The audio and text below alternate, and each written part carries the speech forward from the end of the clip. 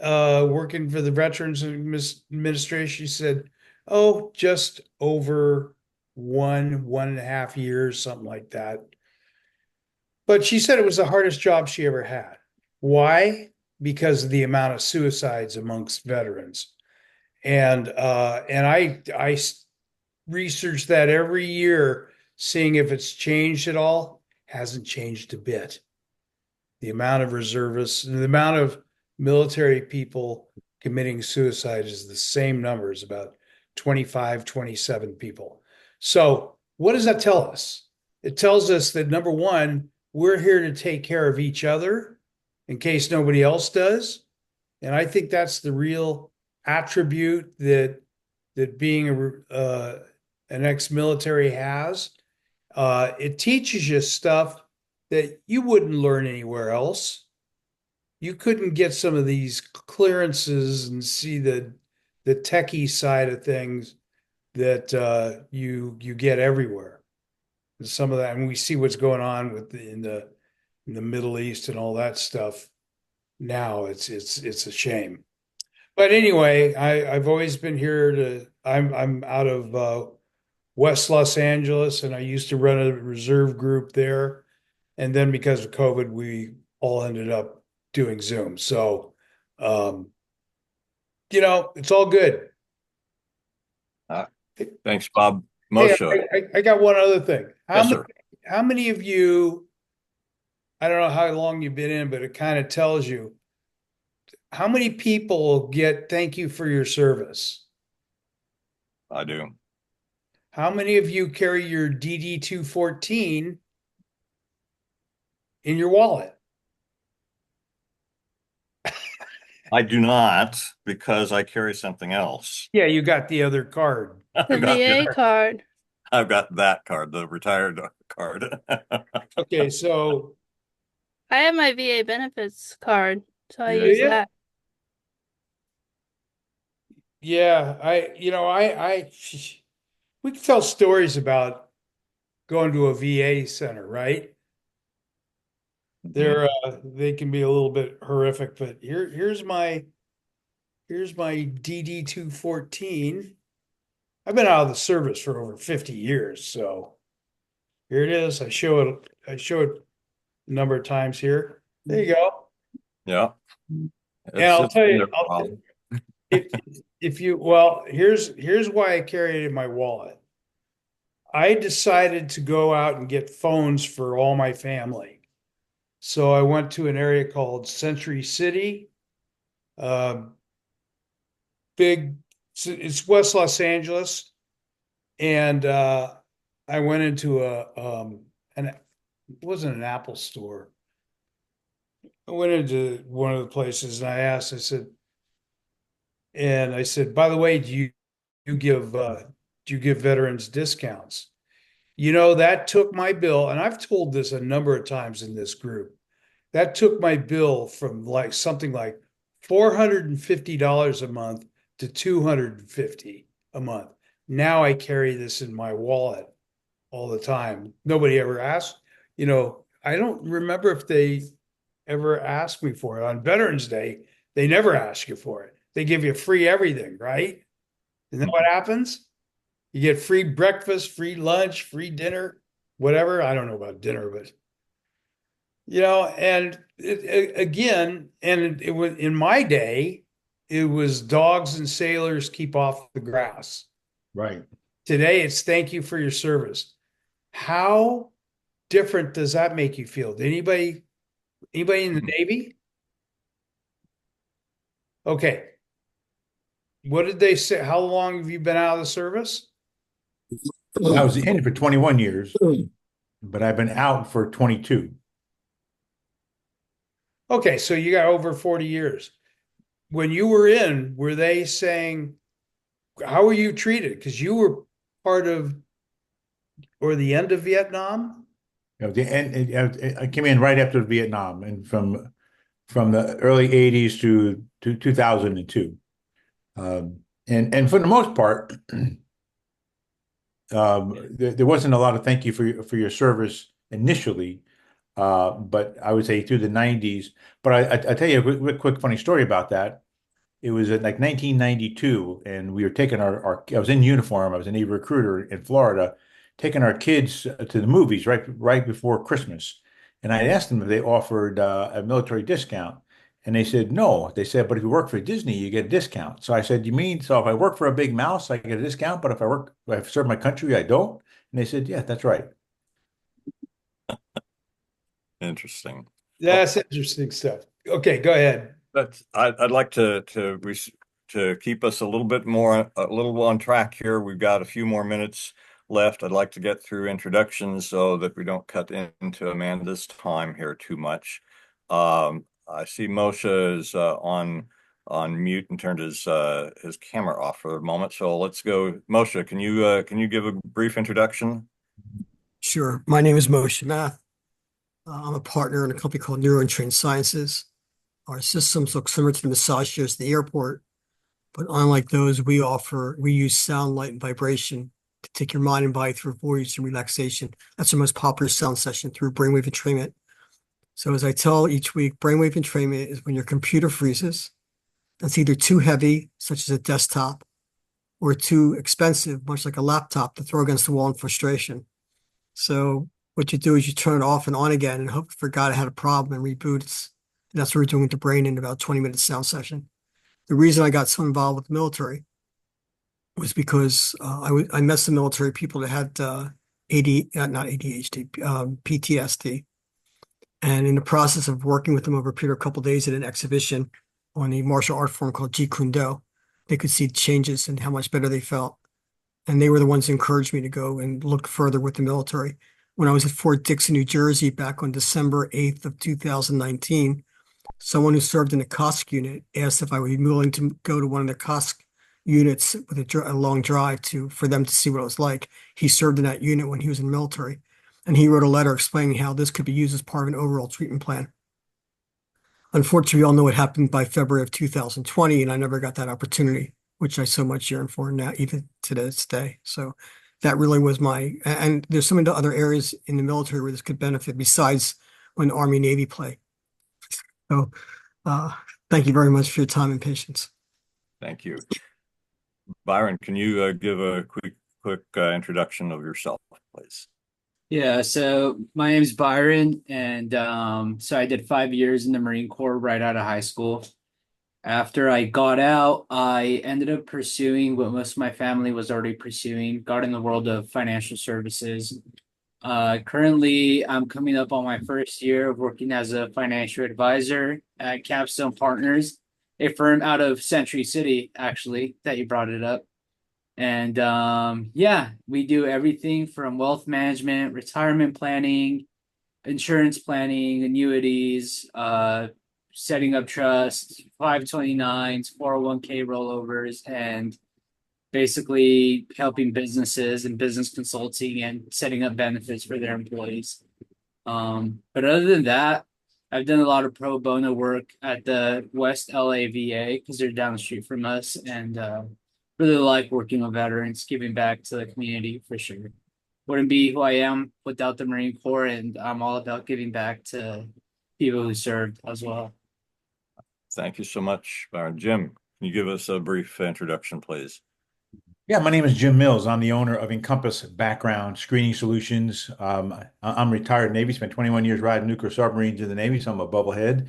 And we help business owners, nonprofit organizations, and property managers. We help them sleep well at night. And how do we do that? By providing information they need to make good hiring, rental, and nonprofit or volunteer for their nonprofit decisions. We serve all 50 states, and we provide also drug screening services and verification services, whether education, employment, credit, those type of things. And that's a little bit about me, Jim Mills with Encompass. Super. Well, I want to now ask Amanda if you are going to, do you have photos or videos of things that you are going to want to share as part of your story? If so, we want to have our assistant turn or give you permissions to do so. You're muted. I have slides, so like any good Air Force officer, There I you can are. share my All right. screen, so I'm good.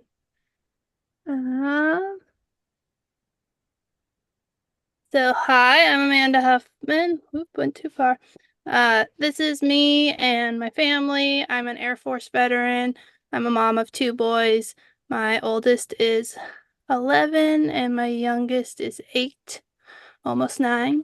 My husband is in the Space Force. He's a lieutenant colonel and he's at 8 years of service. And we love to travel. I'm currently training for a marathon and I ran 6 miles this morning and then got ready to come here.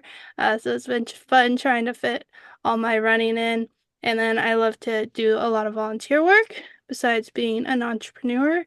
A little about my military service. I served in the Air Force for 6 years. I commissioned through ROTC. I went to Fresno State in California, Fresno, California, and I graduated in 2007. I got my bachelor's of science in civil engineering, and that was my job while I was in the Air Force. And um, I left the military as a captain, and those are some of the awards I received. And that picture is my first mission off base in Afghanistan in 2010. And then my first assignment was at Holloman Air Force Base, and the F-117 was leaving, being retired, and the F-22 Raptor was coming to the Holloman Air Force Base, so there was lots of construction going on, lots of projects. It was a really fun time to be a second lieutenant, getting to go out and drive and see all the different construction projects that were going on for the new construction. And then, of course, there's all kinds of base maintenance projects with an active runway.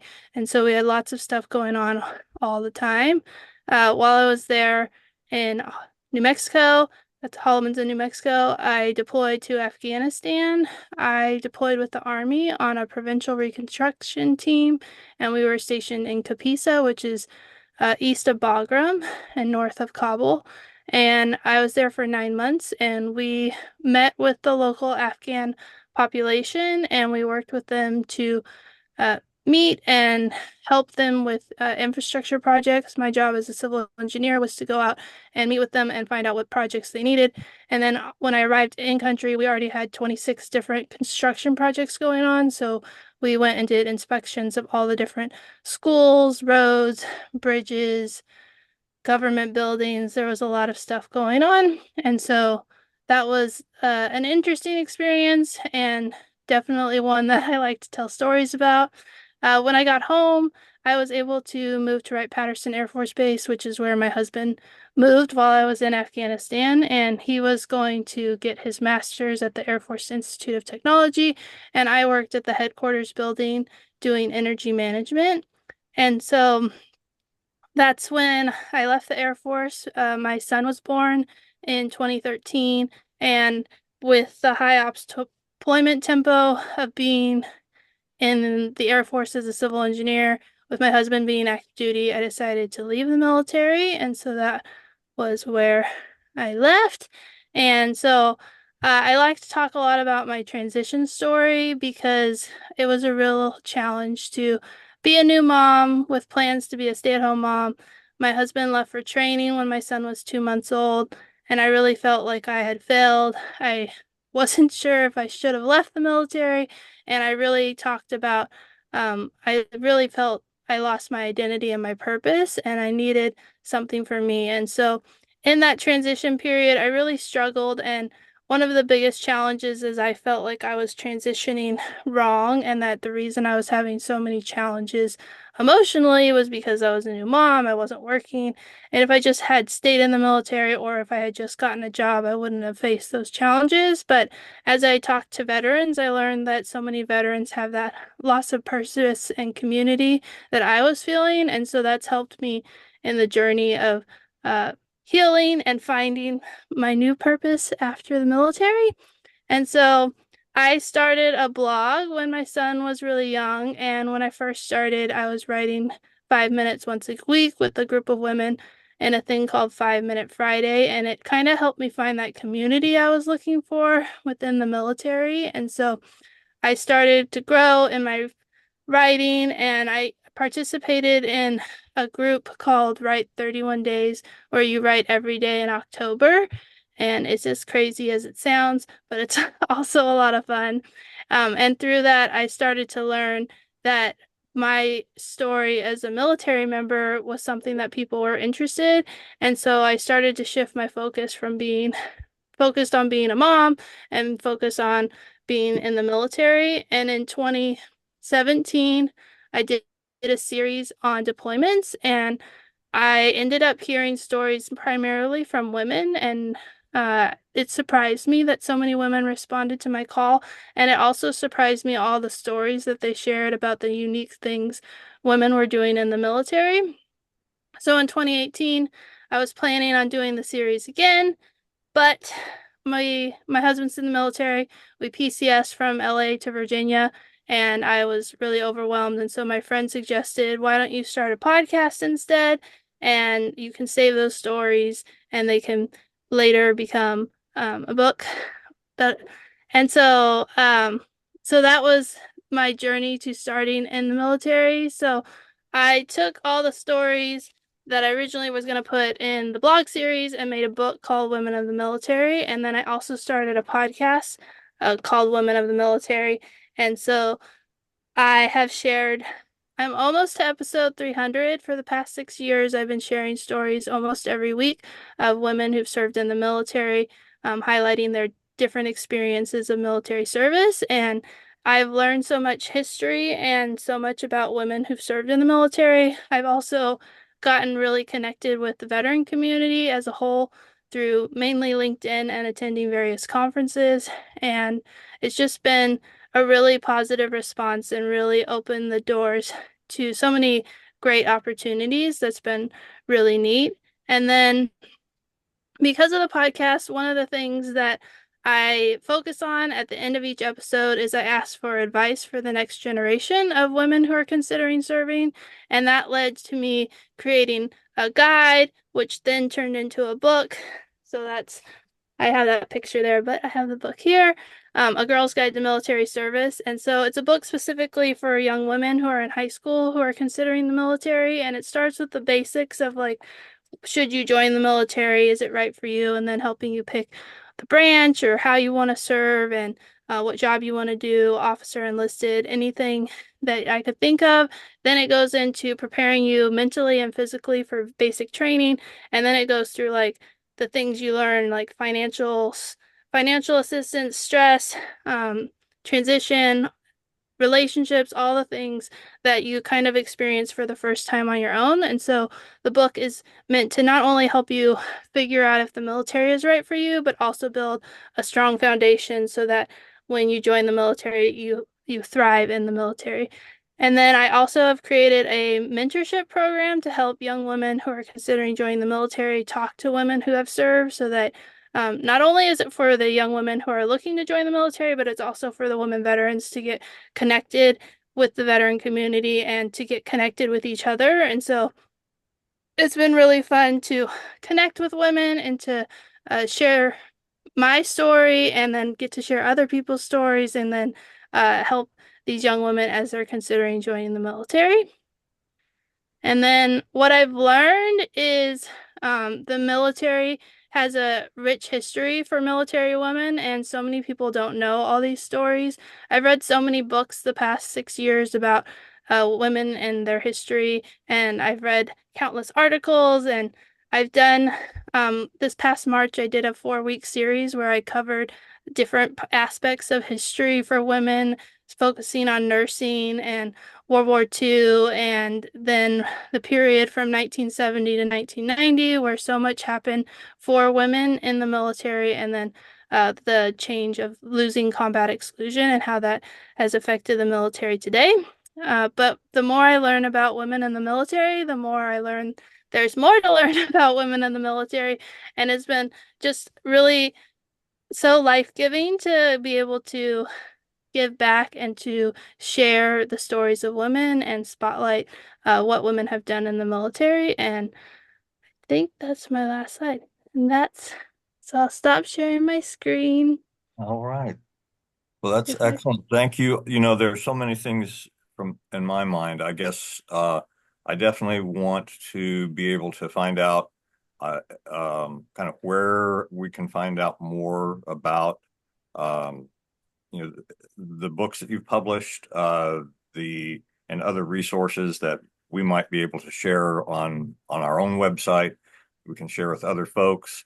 And I'd love to be able to, I've got a small community event coming up here in a couple of weeks, and would love to be able to have something I could put on my table that may have a QR code that would take folks to someplace that they could get your books or whatever you want to share as sort of a friend of the Price of Freedom Foundation kind of thing. But I see value perhaps in having a follow-on conversation with you specifically about how we can maybe do some things together, with what we're doing with the Price of Freedom Foundation, because I'm certain there are at least some stories you've come across where we've had women in the service who paid that ultimate price, and we'd love to be able to incorporate them. We currently do not have any in our pipeline that we're working on, so I'd love to have at least our first woman's story that we can tell. Yeah, for sure. Mostly, yes. Good thing. So, Amanda, I hope you'll place your information in the chat, because I do want to reach out to you regarding what I do and how that may work with also the Space Force. But the reason I wanted to, so I hope you place your information in chat. But the reason I really wanted to mention, it's one of the perceptions I hear, which is just frustrating, and it's ironic because I'm a guy. But when I hear women say, "I'm a new mom and I'm not working," my God. I've been around enough new moms. We do not have children. I tell people none that I know of, but when I see when I see new moms and how they're overwhelmed with everything else, and then to say, "Well, I'm not working," and those who are working aren't watching their children at the time that they're working. Right. So you made a trade-off, and Yes. whatever your trade-off is, and I'm not here to judge it. Don't view what you're doing as being lesser because you decide to be full-time domestic engineer. Oh, that's a good statement. Like domestic engineer. How do you Yeah. feel about that title? I've heard it thrown around, but I haven't heard too many women give their response to that. I mean, I appreciate the sentiment. For me, I love working. Like, I love getting to do my freelance writing and writing books. But I also love being a mom. And my opinion of how, I mean, it was a real shift in identity, and I think it comes out as like being a mom. I was just a mom, but it was really hard. But it's hard to quantify with words. But the challenge really emotionally, I think, had a lot to do with not only having a baby, but also losing my identity. And now I'm so happy with my choice to leave the military and my choice to stay at home and be with my kids, because they're such a blessing. They're so much more fun now that they're 8 and 11 and not babies. They're still hard. It's like it's physically exhausting when they're little, and now that's mentally challenging with the different things that they face. But I love having the flexibility to both, now that they're in school, to work while they're at school and then be at home with them. But yeah, Well, So do you have a boy, girl? What do you have? I have 2 boys. Boys? Poor Yeah, thing. yeah, it's all right. I was disappointed when my second ended up being a boy, but now they're really close, and I'm really grateful. I had a sister, and so I think it's great to have 2 boys. So, and now we're all like head deep into scouting because my husband's an Eagle Scout, and so I'm like really. I mean, now they have girls and boys in scouting, so it's not as big of a deal, but we're definitely all in on scouting, and so that's been taking our time. In a couple of years from now, they may start running with you. Yeah, it's true. When I'm not referring to the marathons. I'm referring to just like your daily runs, whatever. They may Well, join. now they ride their bikes to school, and my 8-year-old, I needed him to ride by himself, so I've been like practicing with him, and so he rode by himself because I had a meeting, and now he's like, "Why are you coming with me? I'm fine." Where do you live? I live in Torrance, so I live in LA. Oh, okay. Okay. So Super. Well, one of the things that you mentioned about what made it difficult for your transition was this loss of identity, and honestly, I think that is something that is common to pretty much all veterans. I know it was a challenge for me, a big challenge for me. Yeah. Well, So, and the other if I may, the other thing earlier somebody mentioned about saying thank you to military veterans, but my opinion is actually the unsung heroes are the spouses and the families.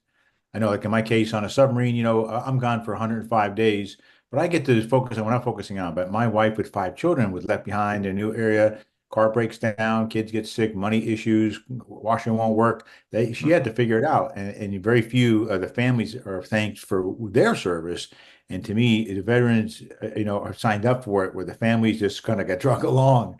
But I really right. feel that we can do so much more for our veterans, but especially the spouses and their families. But I heard also for veterans who go away for long stays, that becomes a problem, an intermarital problem when they come back because they Sure. want to take on the role they had before, and now the spouse has taken on a much greater role and doesn't want to give all of it up back to have things the way they were prior. So that I think that needs more attention, maybe from groups like this that on counseling to prevent divorces among veterans coming back from long service. Absolutely.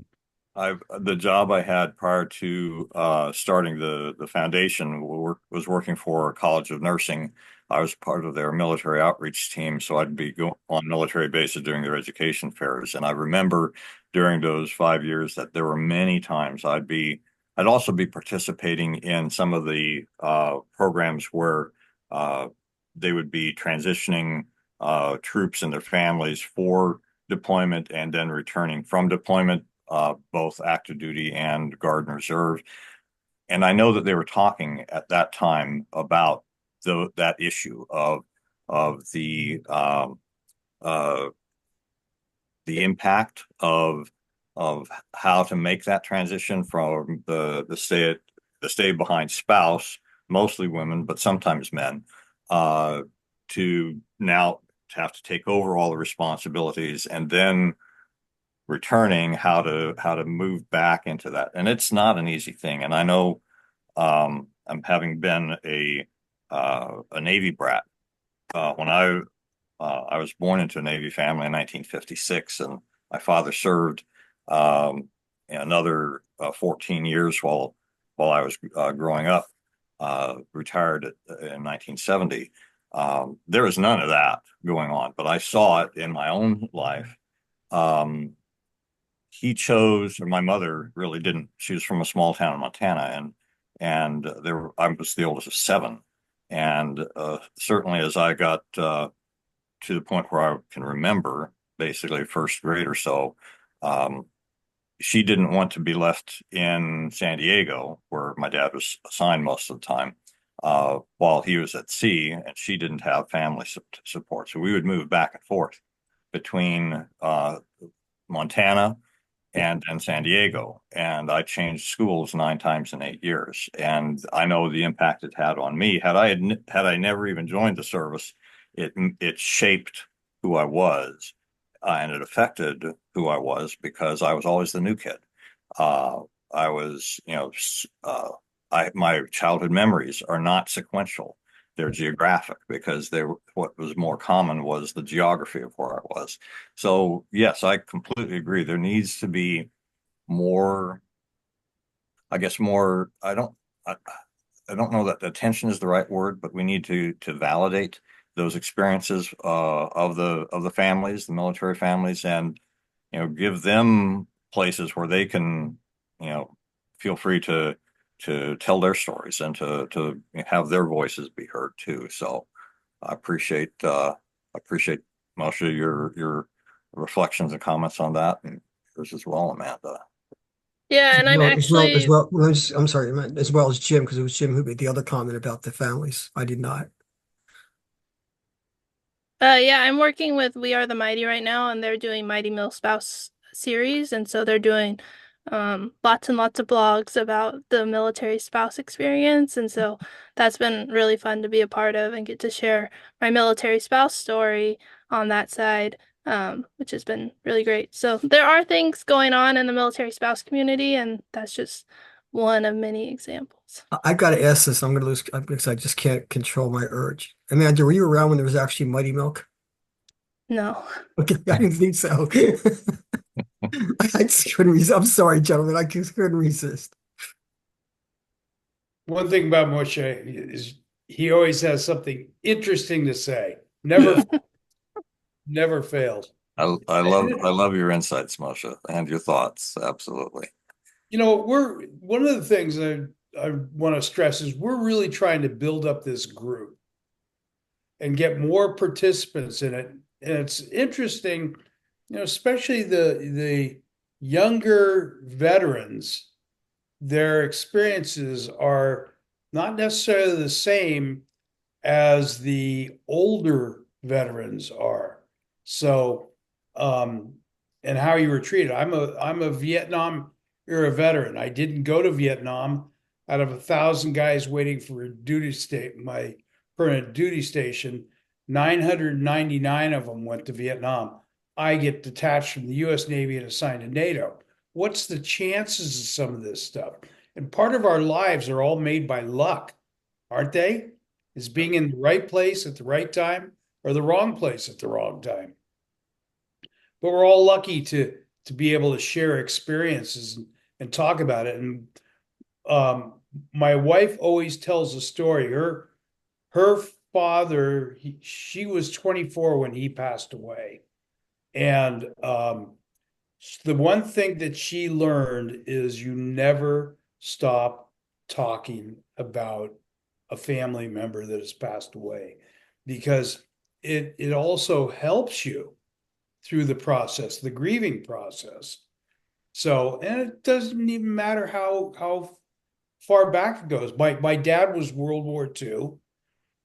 He trained guys for the Normandy invasion, but getting him to talk about the military, couldn't do it. Could never ever get him to talk about it. So talk about your experiences and you'll find it enriching. Bring people to this group so we can talk about stuff like this. And I completely agree, Bob and Amanda. I congratulate you on the books that you've written and the stories that you're telling, because so few of us actually do that. I do want to encourage people to tell their stories. I will say that the first book that we published, talking about Machinist Mate's First Class Alfonso Abdel Amos, I was not the author. I was not the writer. I found, fortunately, a Air Force Academy graduate who was had left active duty and had published 2 previous books, who wrote the story himself.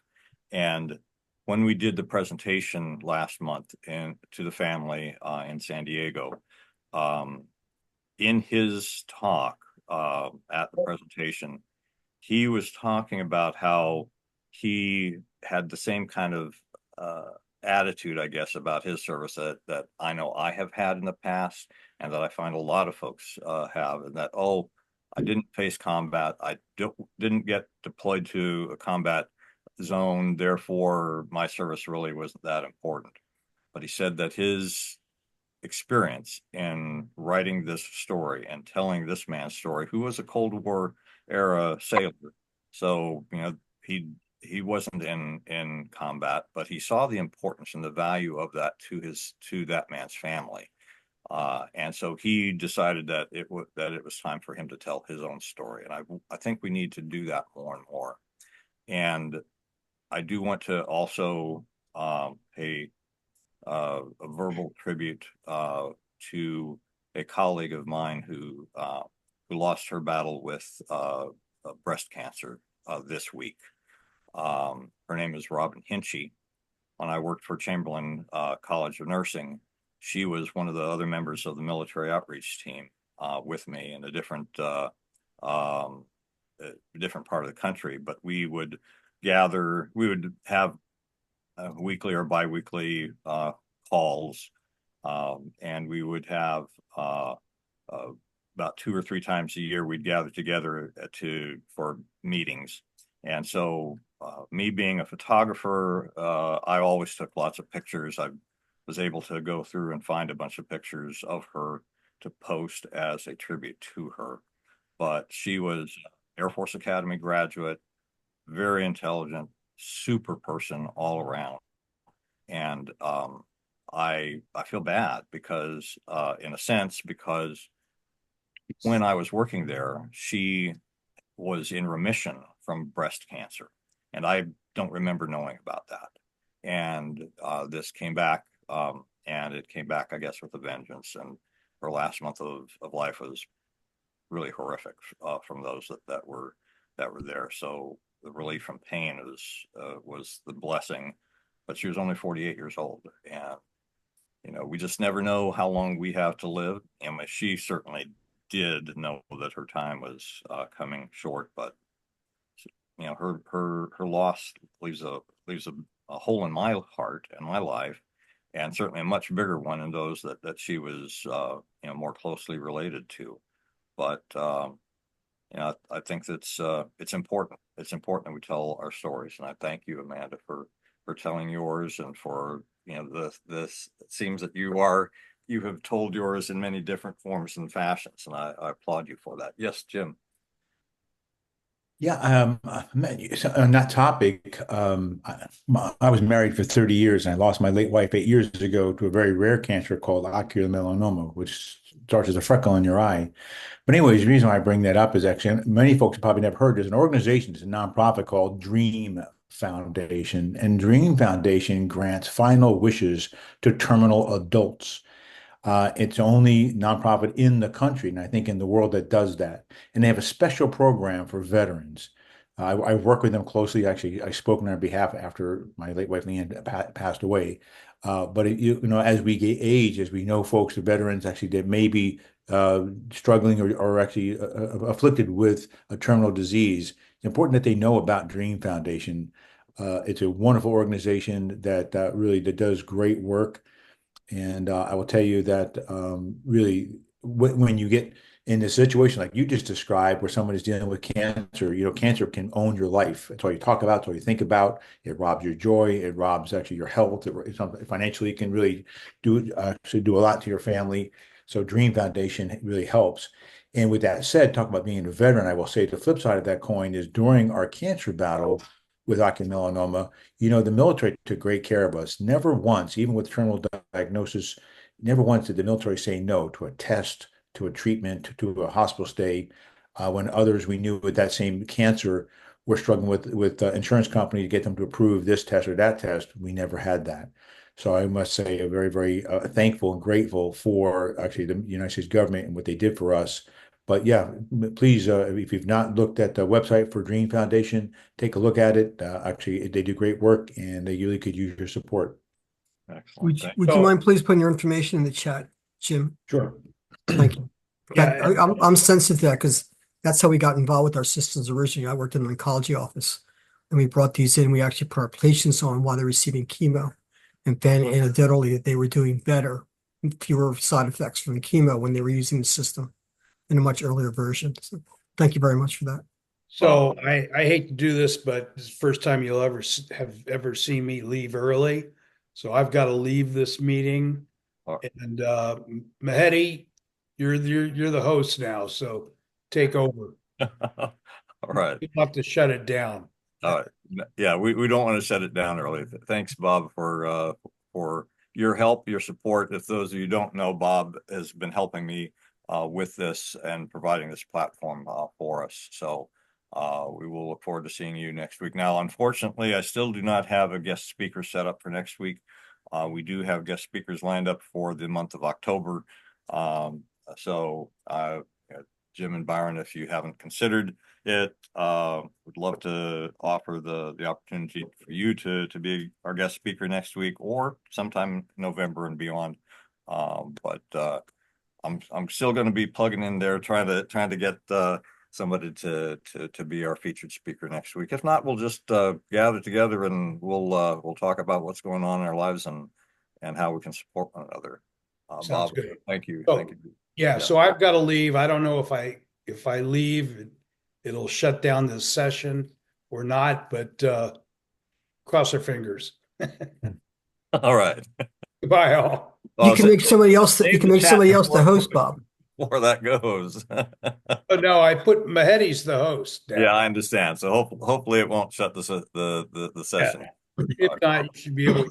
Well, I was Write down thinking, the I ID. seriously, I was thinking of Dennis as the host, and that way you know you're there till 2 o'clock. That's your call.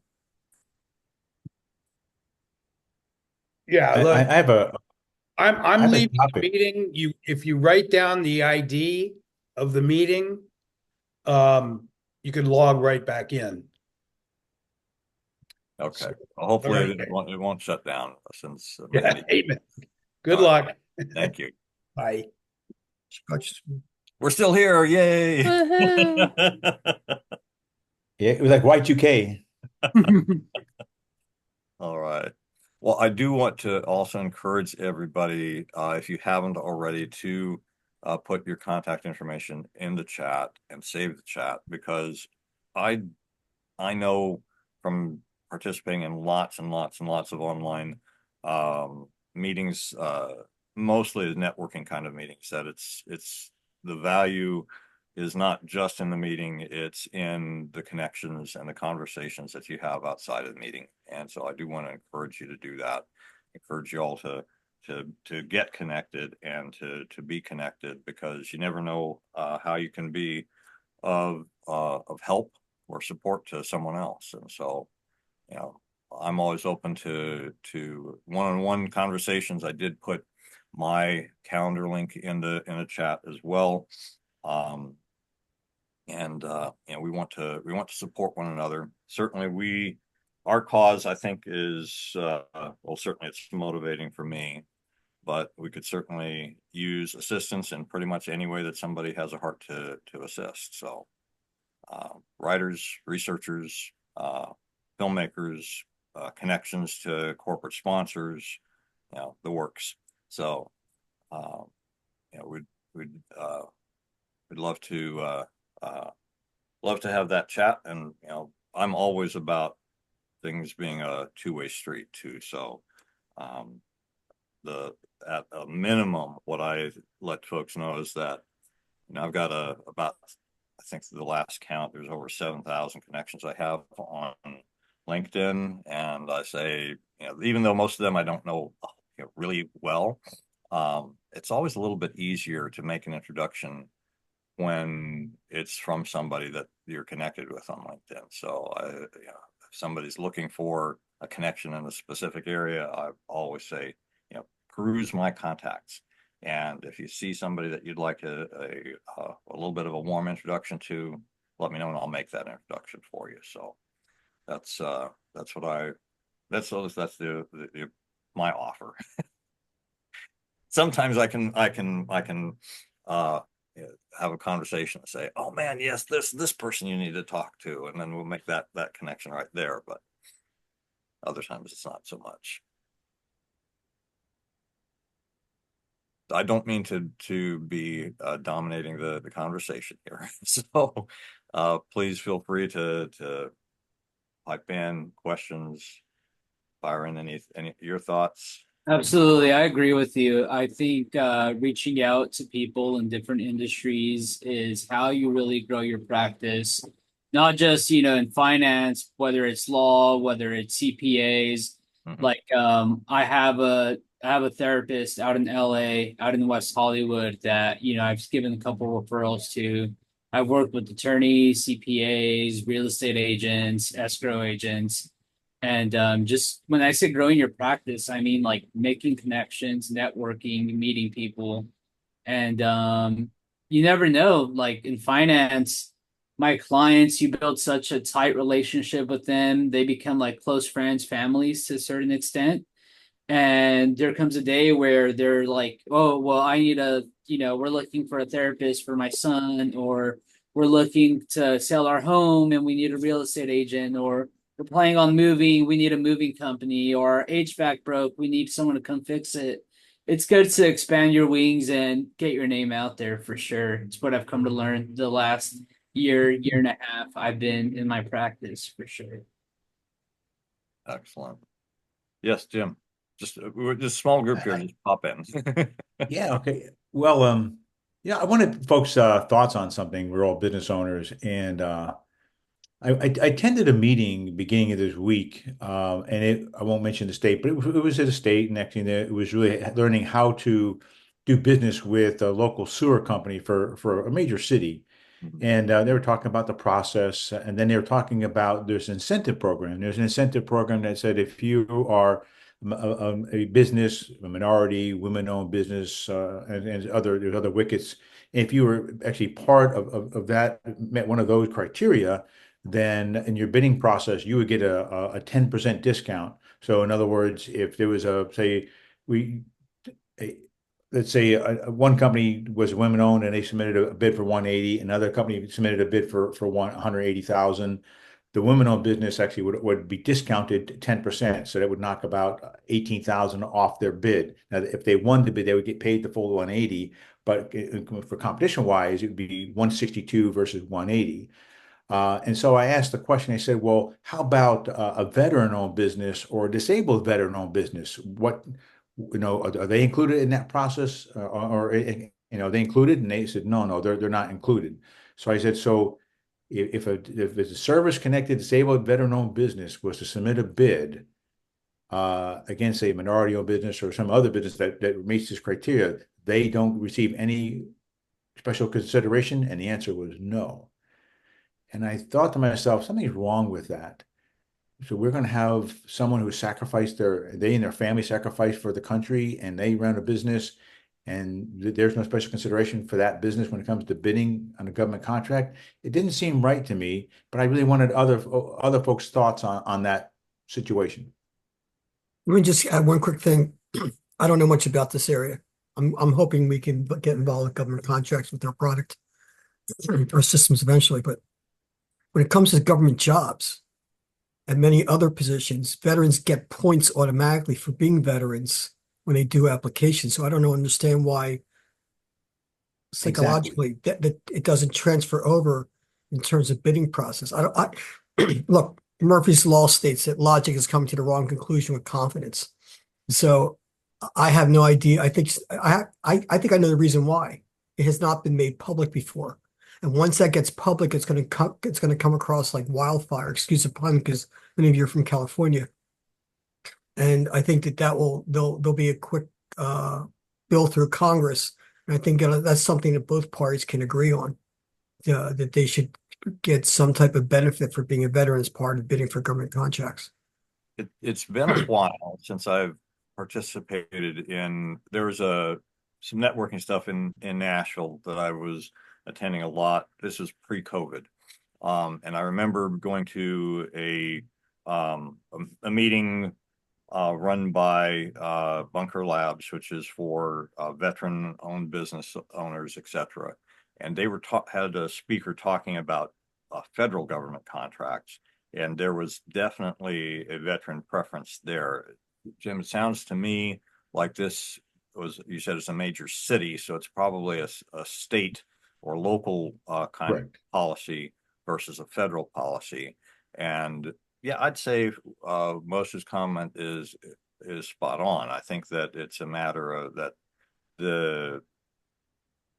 the assumption by the public, because there has been a veteran preference in a lot of things, is that continues on, and some cities are probably. May I want to think, because I'm about to leave in a moment because I have to host a Zoom meeting. It's an organization called Lunch Club.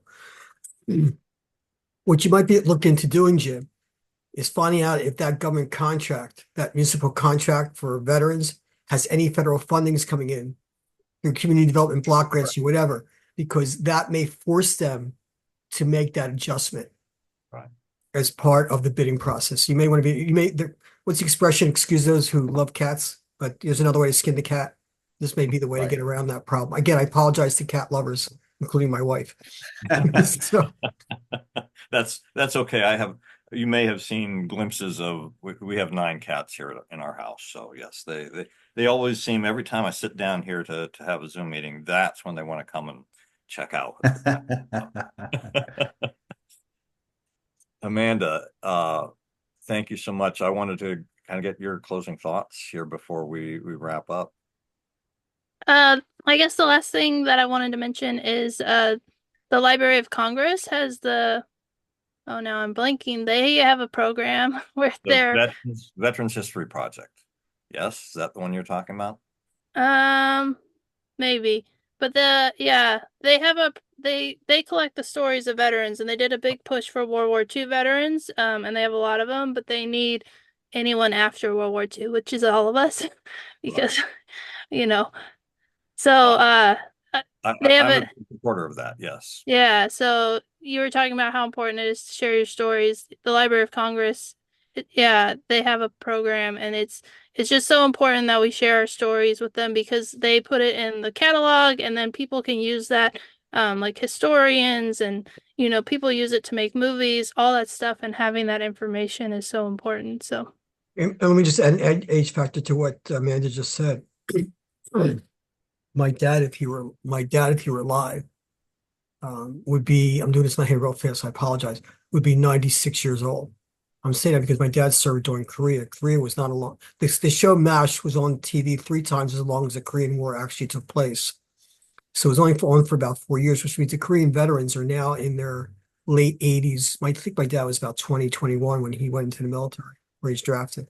So, um, you're talking about people in their late 80s who served in Korea, and the same push we made for World War II veterans, they better be making that same push now if they want to get more information about the Korean War. Right, absolutely. you're right, it was the Veterans History Project.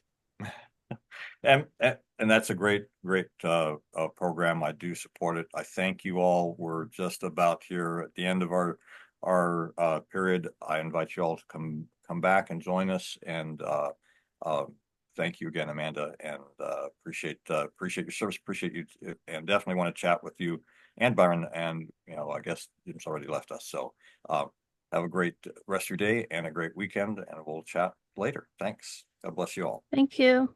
Have a great weekend, you guys. Thank you, Byron.